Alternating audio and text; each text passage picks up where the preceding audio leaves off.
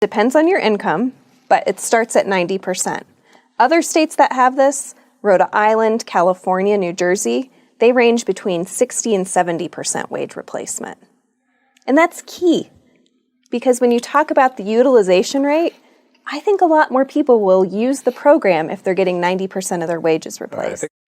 Without a doubt, the most economically devastating thing on this year's ballot is Proposition 118, which is a Family Leave Act, which sounds so good. Kristin Strohm is the president of the Common Sense Institute that's done a very in-depth analysis on it. Thank you for joining us. Appreciate you having me. All right, real fast, the outline of 118. It's sold as something that helps people when they're in need. If you've got somebody who's sick at home, you don't want to lose your job. And this is a nice government-run insurance program to help you through that tough time. It is. Man, this sounds good. It does sound good. It's a $1.3 billion government-run program. And it's important for voters to understand that it's paid 50% by the employee, 50% by the employer. So both pay into the program. And there are real costs associated. Let's be real clear. This is a payroll tax. It's a payroll tax. So you know when you go and you get your paycheck and you go, why am I paying all these payroll taxes? You don't know that your boss or the company is also matching that. This is going to be a similar thing. Yeah, the program year one starts out at a 0.9 premium rate, payroll tax, Right. which effectively equates to a 10 to 18% state income tax increase for an individual. Say that again. A 10 to 18% state income tax increase for an individual. So in other words, if they were going to pay for this through our income tax, they'd have to raise the income tax 18%? That's correct. So this is big. And on the employer side, it's even bigger.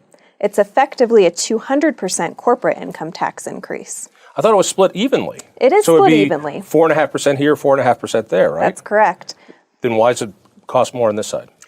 The corporate income tax rate and the payments, about $655 million was paid in 2019. You just do the math, and it's about a 200% increase for companies. Holy mud. All right. But at least it's only 0.9%. No, At least it's only 0.9%. And it's locked in there, and it cannot grow higher than 0.9%. Yeah. That is in there. I'm sorry, that's not right. So it actually can grow up to 1.2 premium cap. And So that's about what, another 25% growth? That's exactly right. Yeah. And the real concern, common sense. Why would it grow to that? So the proposition says we're going to start here, but we can go to here at any time. And they're going to have to. After year one, the assumptions that you look at are based on the claims, so the amount of people that actually take the benefit and for how long they take the benefit, the number of weeks. That's where you get the utilization rate. And after year one, what our model showed is that the program will likely be bankrupt. So they're going to have to raise that rate. You're telling me, according to the economic modeling, you guys do econometric modeling, that this program will be bust in 1 year? That's right. If the claims rate goes over 6.5%, so only 6.5% of the population are using the benefit, for an average of 9.5 weeks, it's going to be bust. Where did you get those numbers, 6.5, 9 weeks? This is a complex issue. There's a lot of different variables. Two big ones, the claims rate, as I mentioned, weekly. And there are a few other states in the nation that have passed similar paid leave programs.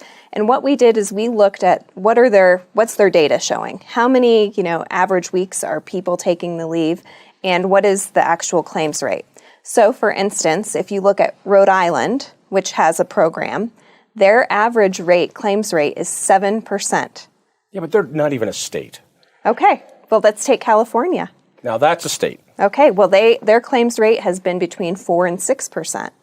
And the big issue that people don't understand is that this program would be the most generous program passed in the nation. Let me get behind the politics on this. So this idea has been tried several times in the legislature.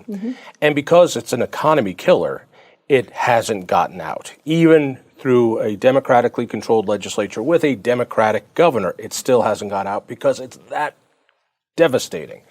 So now the people who want it were able to draw up their pipe dream and put it on the ballot, and it sure feels good.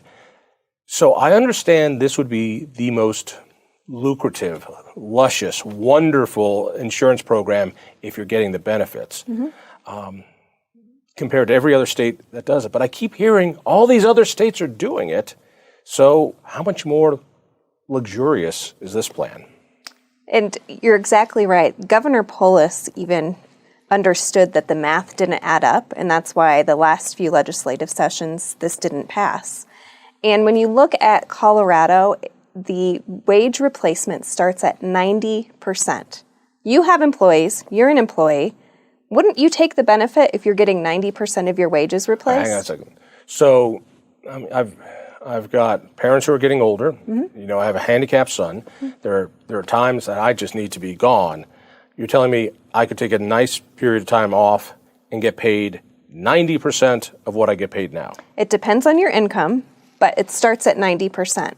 Other states that have this, Rhode Island, California, New Jersey, they range between 60 and 70% wage replacement. And that's key, because when you talk about the utilization rate, I think a lot more people will use the program if they're getting 90% of their wages replaced. Right, I think I'm getting the picture of this one. So what you're saying is, because it is such a luxurious benefit, I've got to come up with a better word than that. But if you're going to get 90% of what you make at work for not working, you have a real incentive not to work. I think all of us would gladly take a 10% pay cut never to go to work. Yeah, for 12 to up to 16 weeks, and you don't have to take it off consecutively. You could take every Friday off for the entire year. And get paid 90%. And get paid 90%, potentially. Every Friday. Every Friday. I could have a 3-day Sounds like a weekend. deal. I could have a 3-day weekend every weekend, Right. but say that I need that time to take care of. But at least I can only do that for people who are family members. So it's only for your immediate family members. So that's another good protection that this has. No, It's only family members. Not only family members. It could be somebody that you have a close relationship with, that you feel connected to. So it's very, I'll use the term loosey-goosey around defining Wait. who Anybody I have a relationship with? close relationship with. How? And the Defined as what? well, and that's, I think a real issue with this as an employer is that it takes the employee-employer relationship out of the mix. The employee files the claims with the state. So no longer can an employee negotiate paid time off for certain reasons with their employer. It's all negotiated through the state. So my ski bum college buddy, who I have a close relationship with, is going through a difficult time. I can use that as the reason to take off work and get paid 90%. Yeah, I mean, in theory, I don't work for the state. I'm not running that, but in theory, yes. This is going to be great. All right.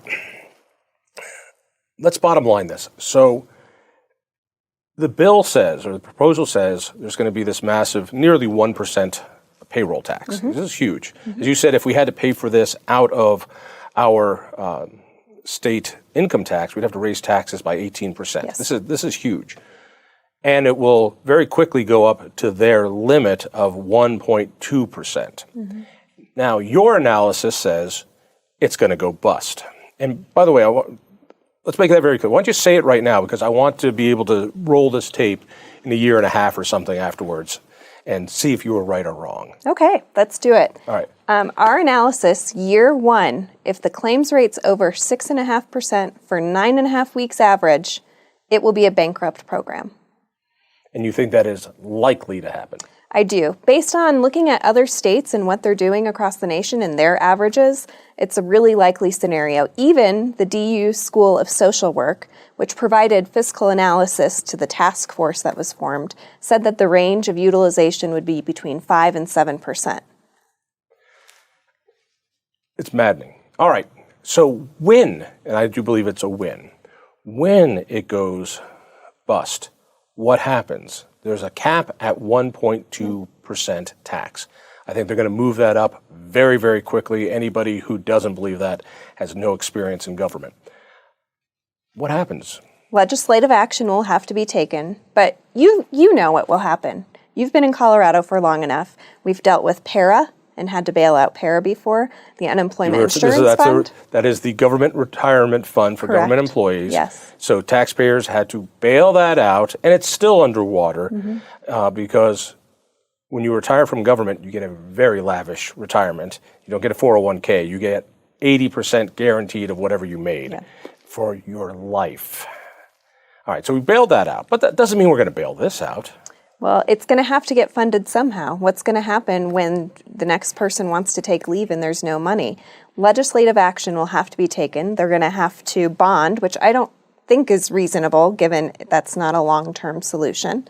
So the likely scenario, which you alluded to, is that they'll have to raise that premium cap.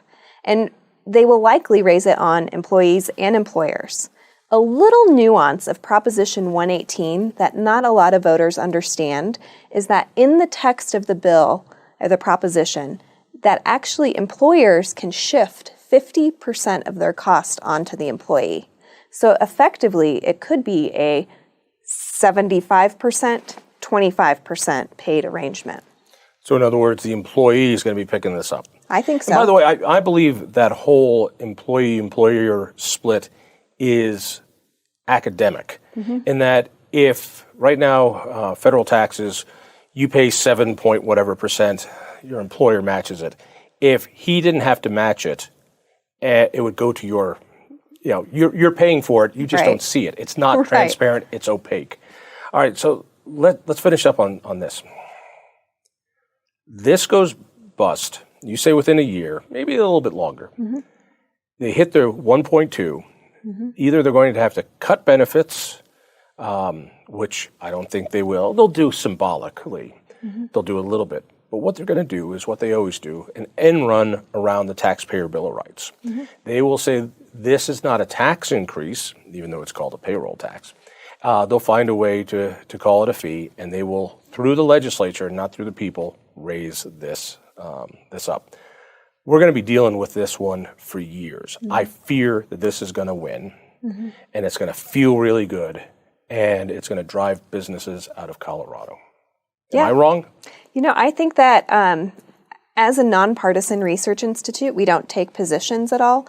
I'd encourage every single one of your viewers to go on our website, commonsenseinstituteco.org, download the model for yourself, run the numbers, see if the numbers will work for you. What do you mean run the model yourself? If I go there, I can play with the model you have? You can download it and you can see what the cost would be for you as an individual because the wage replacement is scaled.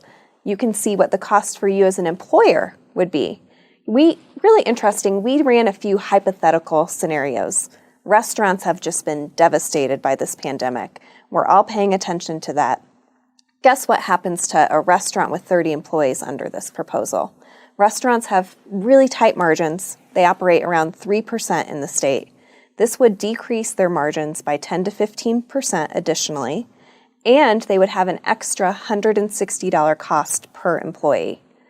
Not to mention, for every single employee that takes the leave, they're going to have to replace that person. People can't just serve their own food. So talk about the training and the extra cost. I think it could decimate business. Without a doubt, I believe this is the most dangerous economic issue on the ballot. I know there's lots of things on the ballot. This one, I believe, has the biggest impact on our economy, and it's not a good one. The fiscal impacts are real. It's a $1.3 billion program year one. Year 3, it's a $2.2 billion program. In year 5, it's over a $3 billion program. Make one last observation before we close it up. One of the things I find so delicious about the left is that they care so much about the tax burden on the poor.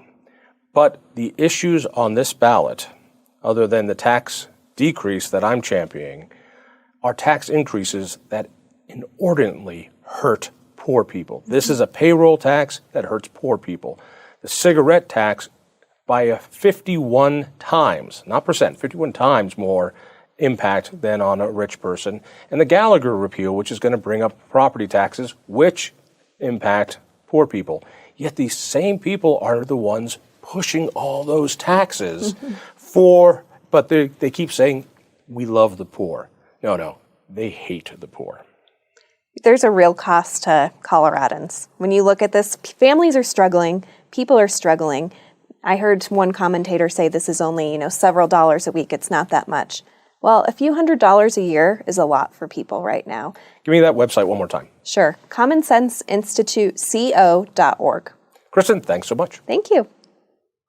If you enjoyed that conversation, by all means, click one of these other great programs. We have the best conversations with the most fascinating Coloradans. And subscribe to our channel. Just click down below and hit that little bell button too. You don't want to miss a single show.